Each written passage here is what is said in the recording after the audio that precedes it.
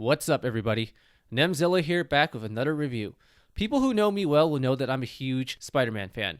He's my favorite superhero dating back to my childhood when I watched the Spider-Man animated series.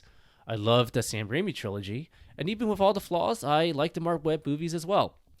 I would even say that the Venom movies were fun as hell to watch, even if they could be a bit stupid at times. So you can kind of imagine the excitement I had for Spider-Man No Way Home, especially knowing that it would be a multiversal movie that would include villains from different cinematic universes coming together. In this video, I will share my thoughts on Spider-Man No Way Home. Warning, it's going to be hard for me to talk about this without any spoilers, so if for any reason you still haven't seen it yet, this is your chance to click away. Firstly, let's talk about the plot. No Way Home picks up right after the mid-credit scene from Far From Home, as Mysterio reveals to the world that Spider-Man is indeed Peter Parker and frames him for murder. Having his identity revealed creates a lot of problems for Peter and his loved ones, even going as far as preventing MJ and Ned from getting into MIT. As a result, Peter goes to Doctor Strange to cast a spell to make everybody forget that he's Spider-Man, but the spell goes wrong and brings in villains from other universes into the MCU, and that is where the fun begins. When it was first announced that Spider-Man would be rebooted into the MCU, I was curious as to how they were going to reboot the villains as well. How would they redo the Green Goblin? How would they redo Doc Ock? So I am glad in a way that instead of recasting the iconic villains of the past movies, they elected to bring them back. In particular, Willem Dafoe as the Green Goblin, Alfred Molina as Doc Ock, and Jamie Foxx as Electro. Thomas Hayden Church and Rhys Ifans also return as Sandman and the Lizard, respectively, but only providing their voice and recycling old footage.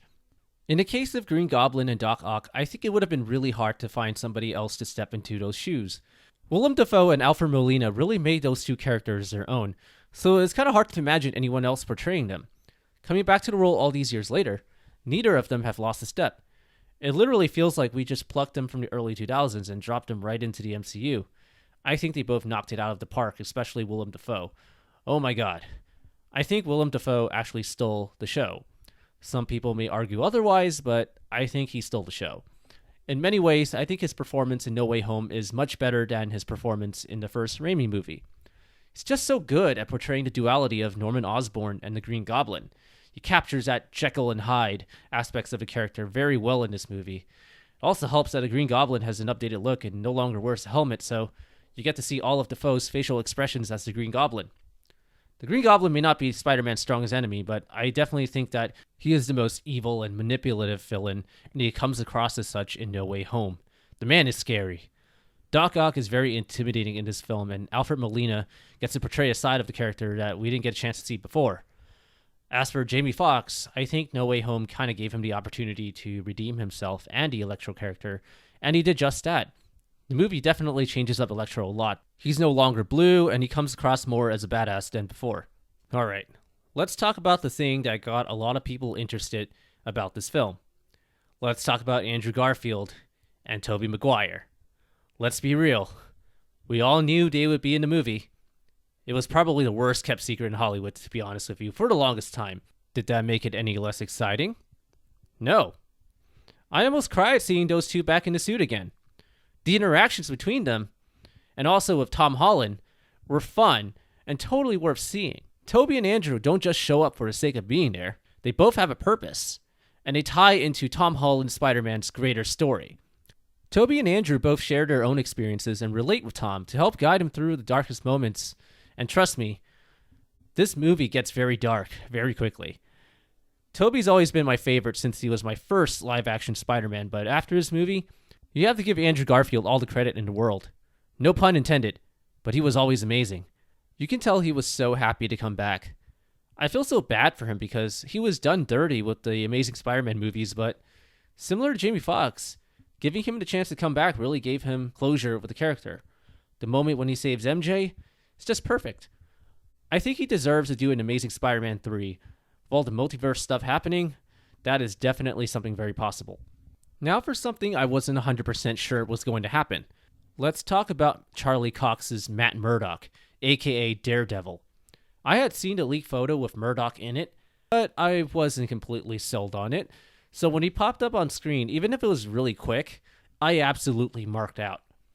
The Netflix Daredevil series is still very popular, and it most likely would not have gone well with fans if they had recast the character.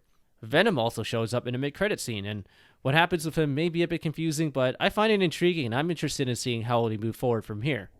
Are they going to have a variant of Eddie Brock in the MCU? Are they going to give the symbiote to Flash Thompson and do Agent Venom? Or are they going to do something else that we haven't seen before? So I'm excited. I can't wait to see how they go from there. As much as I love this movie, it's not perfect. There are some confusing plot points, especially if you watch the older Spider-Man movies or you just happen to be a very analytical person. For example, you may remember that Electro never knew Peter Parker was Spider-Man, so how did he get sucked into the universe based on the way that the spell was explained? Do we have branching timelines now that the villains were rehabilitated and sent back to where they originally were before? The final spell at the end is also a bit confusing if you think too hard about it. Personally, these things don't bother me very much because they're very minor, and I'm sure that Marvel can explain everything if and when they want to. I also would have liked Sandman and Lizard to have had more to do in the movie, but I understand that it was already super jam-packed, so that probably was why they were not included that much. Overall, I think this is definitely my favorite MCU movie. Maybe it's recency bias, but I think it's up there with Spider-Man 2 as well as Into the Spider-Verse for being my favorite Spider-Man movie of all time. It's a love letter to the Spider-Man franchise and Spider-Man fans that will make you laugh and make you cry. It's truly Spider-Man Endgame, as people on set called it. If you haven't seen Spider-Man No Way Home yet, why have you watched this far? Go out and see the movie as soon as you can. It'll be worth it, I promise. Alright guys, that is my review right there. Let me know what you think of the movie in the comments below.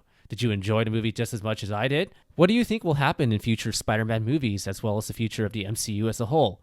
Thanks everyone for watching. If you like this video, don't forget to leave a like and subscribe. See you later.